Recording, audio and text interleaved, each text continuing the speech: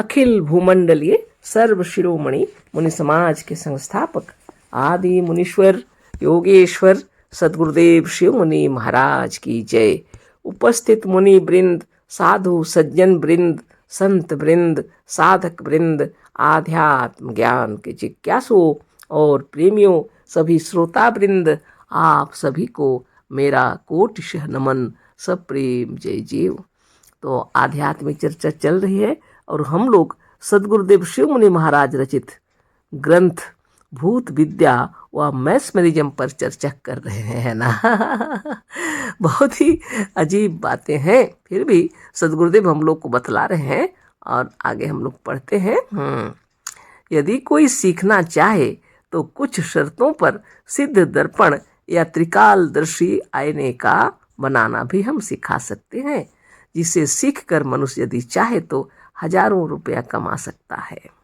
सदगुरुदेव बतला रहे हैं अगर कोई सीखना चाहे तो कुछ शर्तों पर हम सिद्ध दर्पण या त्रिकालदर्शी आईने का बनाना भी सिखा सकते हैं, बोल रहे हैं गुरुदेव, जिसे सीख कर मनुष्य हजारों रुपया उस समय लिखे हुए हैं, लेकिन आज लाखों रुपया भी कमा सकता है, मतलब आज के ज़माने में, है ना। तो गुरुदेव का कहना है उस समय लिखे थे चाहे तो हजारों रुपया कमा सकता है, आज के ज़माने में लाखों रुपये कमा सकता है ना। पर एक बात हम फिर भी कहेंगे और हमने कई बार कहा है कि परमार्थ से यह सब व्यर्थ है और उन पुरुषों को जो आत्मोन्नति और मुक्ति चाहते हैं मैस्मरिज्म आदि इन भूत विद्याओं से अलग रहकर आत्मोन्नति, आत्मज्ञान और योग साधन में चित्त लगाना चाहिए। बहुत बड़ी बात है। देखिए सदगुरुदेव कह रहे हैं फिर भी हम आप लोगों से यह बात कहना चाहेंगे, कहते हैं परमार्थ के सामने यह सब व्यर्थ है ना। और जो पुरुष स्वयं आत्मोन्नति और मुक्ति चाहते हैं तो मैस्मरिज्म आदि जितने भूत विद्या इस सब से अलग होना चाहिए और इससे अलग रहकर ही आत्मोन्नति और आत्मज्ञान और योग साधन में चित्त लगाया जा सकता है ना। इस सब से मन को अलग करके रखना ही अच्छा है, गुरुदेव का कहना है। आप खुद विचार कर लीजिएगा जैसी आपकी इच्छा। सचमुच सुखी, आनंदमय और जीवन मुक्त होने के लिए सभी की आवश्यकता नहीं है। अगर सचमुच में सुखी रहना चाहते हैं, आनंदमय और जीवन मुक्त होना चाहते हैं तो इन सभी की आवश्यकता भी नहीं है। क्या आवश्यकता है मैस्मरिज्म और भूत विद्या और इसका सिद्ध दर्पण या त्रिकालदर्शी आईना बनाएंगे और रुपये कमाएंगे, ऐसी कोई आवश्यकता उस समय नहीं है, क्योंकि सचमुच सुखी रहना चाहते हैं और आनंदमय जीवन व्यतीत करना चाहते हैं और जीवन मुक्त होना चाहते हैं तो इस सब की आवश्यकता भी नहीं है।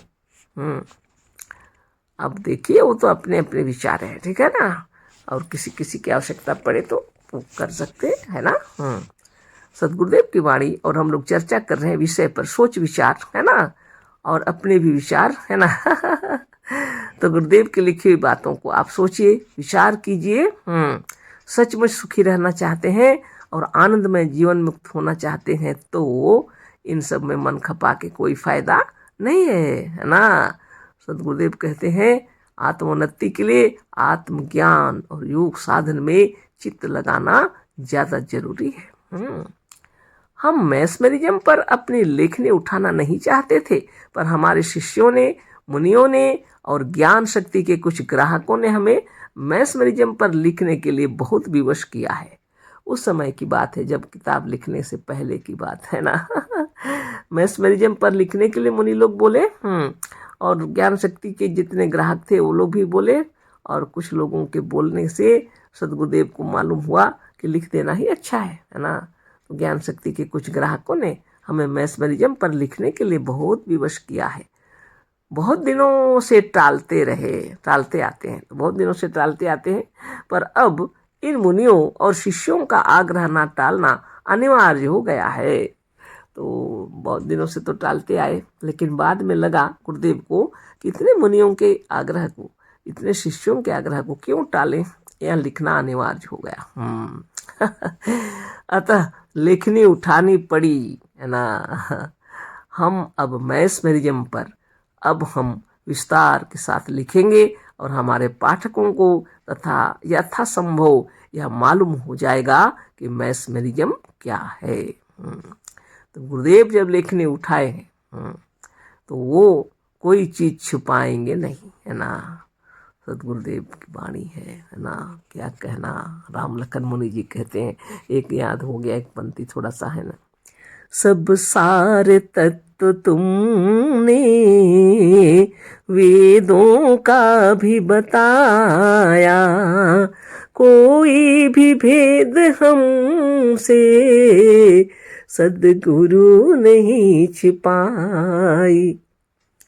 बहुत बड़ी बात है। अब इस पर वेदों पर तो लिखे ही हैं, तो उसके भी जितने तत्वों को समझाए हम लोगों को, कोई भी भेद हमसे सद्गुरु नहीं छिपाई।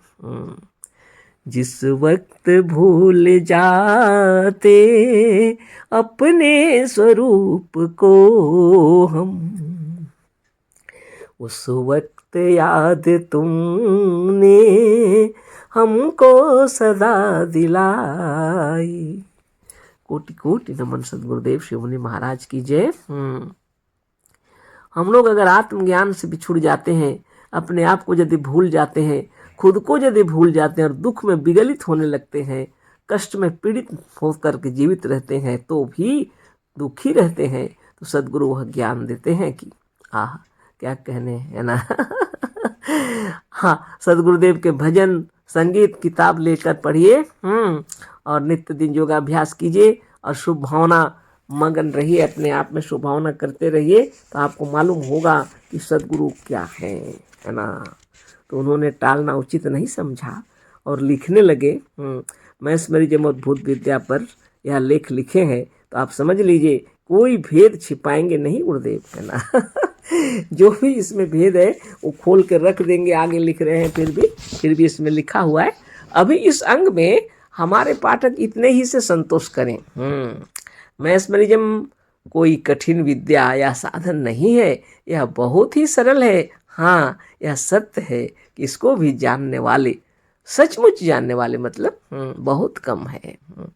इसको जानने वाले और सच्चाई से इसको जानने वाले बहुत कम लोग हैं। गुरुदेव लिखे हैं, सच्चे योगी और आत्मज्ञानी तो ढोंगी नहीं होते। जो सचमुच में सच्चे योगी हैं और आत्मज्ञानी हैं वो ढोंगी नहीं होते, पर केवल मैस्मरिज्म जानने वाले बड़े ढोंगी होते हैं ना। लेकिन सिर्फ मैस्मरिज्म जानने वाले तो बड़े ढोंगी होते हैं, वो उसी में रुपये पैसे कमाते हैं, वो अलग बात है।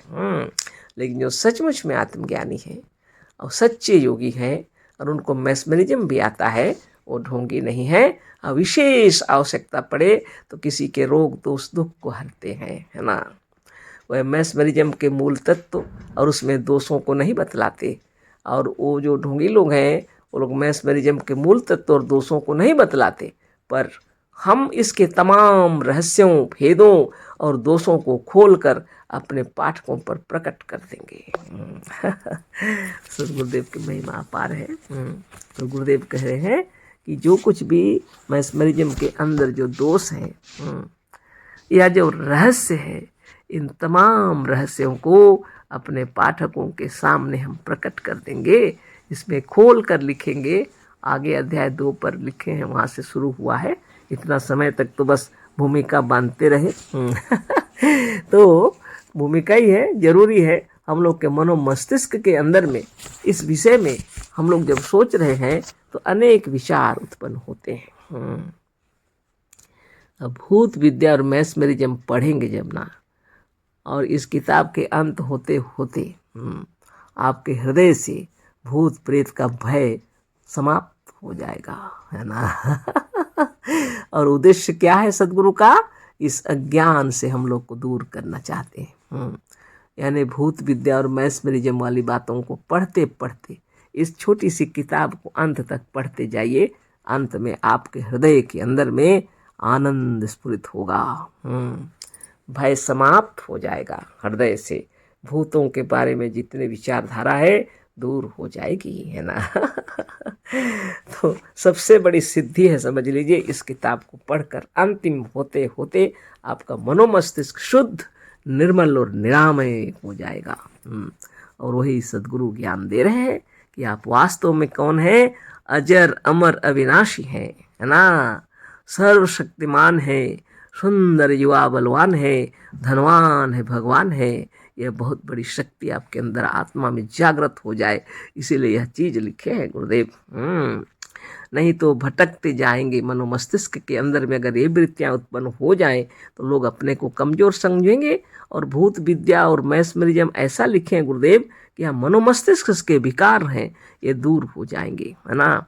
और सच्चाई आपके सामने माने प्रज्वलित रूप से खड़ी है, आपको मालूम हो जाएगा।